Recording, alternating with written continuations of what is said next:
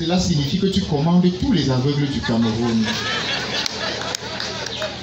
D'autres disent, oh là là, ça va être très difficile de rencontrer notre DG, maintenant qu'il est docteur.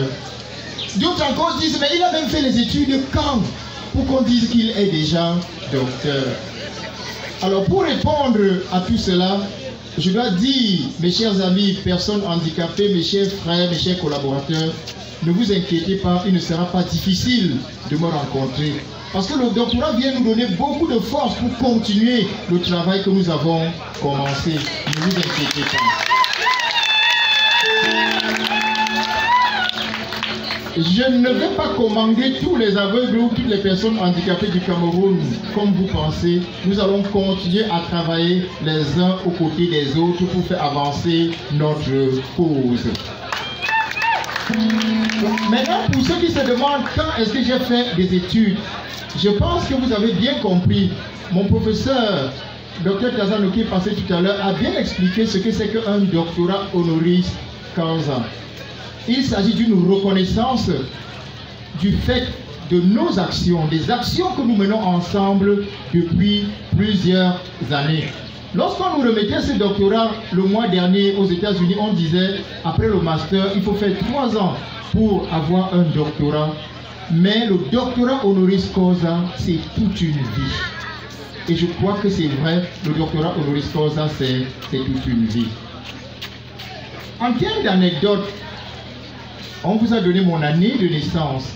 Quand j'avais 4 ans, maman a constaté que j'avais des problèmes de vue. Parce que je jouais au ballon avec mon frère qui a parlé tout à l'heure. Et elle a vu que je cherchais le ballon même quand il était tout près de moi.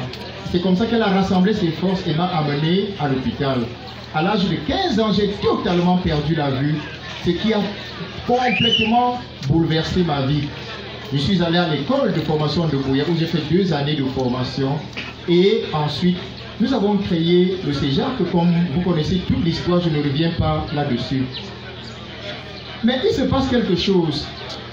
En 2004, j'étais couché dans mon lit et j'entends un non-voyant qui parle à la radio et qui dit il y a 2 aveugles qui se baladent là dehors et qui disent qu'ils aident les aveugles alors qu'ils ont pour seul diplôme leur acte de naissance. C'était pour moi une injure parce que je savais très bien qu'il parlait de moi et de Martin Luther et moi. Et le journaliste lui dit, mais on a vu ce qu'ils ont fait. Toi, tu as déjà fait quoi? En 2005, notre bailleur principal décide, trouve que Martin et moi sommes hors jeu du fait de n'avoir pas été à l'école. Nous travaillons avec des personnes qui étaient, je dirais, intellectuellement assises. Et les bailleurs de fonds disent que c'est ces personnes qui doivent prendre la direction du CEJAC. Vous n'avez pas été à l'école, vous n'avez même pas de CEF. Laissez les intellectuels diriger le CEJAC. Je vous signale qu'on avait créé le CEJAC, on a construit le siège, la première dame est venue l'inaugurer en décembre 2003, ce qui a donné une certaine notoriété au CEJAC. Et le bailleur de fonds a donc trouvé que maintenant, il faut laisser la place aux intellectuels pour diriger la structure. Je peux vous dire que ça a été un moment très difficile. C'est ainsi donc qu'en 2015, au regard de tous ces défis, de toutes ces moqueries, en plus du fait que les personnes vont se plaigner d'avoir des difficultés à participer aux examens, à l'âge de 49 ans, je me présente et je suis reçu, n'est-ce pas, au BPC comme vous l'avez appris tout à l'heure. Cela va constituer un défi qui me donne envie d'aller plus loin. Je ne vous raconte pas l'histoire qui vous a été présentée tout à l'heure par le révérend Libon. Je voudrais simplement remercier ma maman. Dans le cadre de mes études, j'ai découvert quelque chose d'extraordinaire. Une théorie développée par Ulrich Bronfman-Brenner qui dit que la mère et l'enfant constituent le premier microsystème du développement humain. Il faut l'amour de la mère pour un meilleur encadrement de l'enfant handicapé. Je l'ai vécu avec ma maman et je lui suis infiniment reconnaissant à mes frères et sœurs qui m'ont apporté l'encadrement qu'il fallait. Si vous êtes parent ou ami d'une personne handicapée, sachez qu'elles ont besoin d'amour. Je ne vous dis pas plus que ça parce que vous découvrez dans le livre dont on a parlé tout à l'heure. S'il vous plaît, ne partez pas sans prendre votre exemplaire. Il ne faut que 10 000. Vous découvrez des choses intéressantes pour vous qui vous intéressez à l'inclusion. Je voudrais remercier mon épouse, l'os de mes os.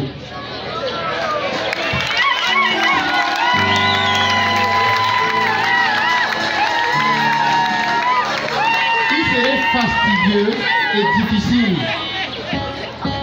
d'évaluer, d'estimer, de la féliciter à la hauteur de ce qu'elle mérite et de ce qu'elle fait à mes côtés.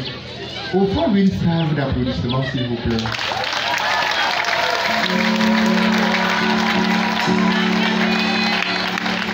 Je voudrais remercier Martin Luther en vous signalant que Martin Luther et moi nous connaissons il y a de cela exactement 39 ans. C'était en octobre 1984.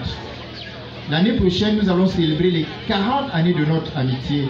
Et je souhaite que nous soyons de nouveau rassemblés comme nous le sommes ici ce soir pour célébrer 40 années d'amitié. Et je crois que sans cette amitié, sans cette complicité, ce que nous vous apprécions aujourd'hui ne l'aurait pas été. Je voudrais remercier mes collaborateurs. En réalité, sans eux, je me demande bien ce que je ferais.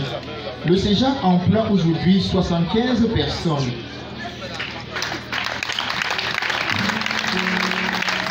Et je voudrais vous dire que chacune de ces personnes apporte sa part de construction à la pierre. Je voudrais remercier le conseil d'administration du CEJAC, aujourd'hui représenté par le révérend Dr Libon, comme vous avez vu, et saluer Madame Marie-Louise, qui n'est pas parmi nous ce matin, mais qui me charge de présenter ses salutations à tous les invités.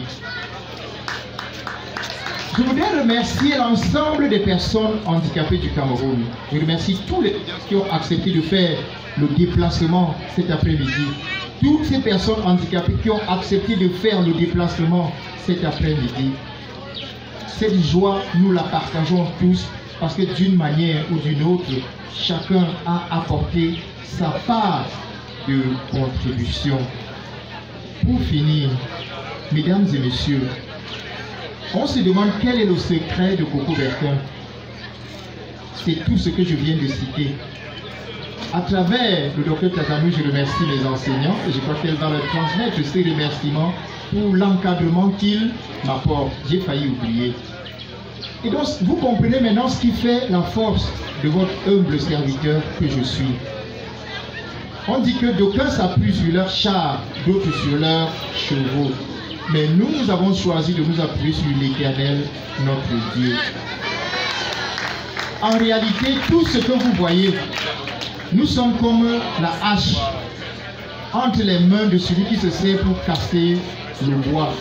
Et nous retracerons donc toute la gloire à celui qui la mérite. Parce que nous sommes l'instrument et Dieu se sert de cet instrument pour faire des grandes choses.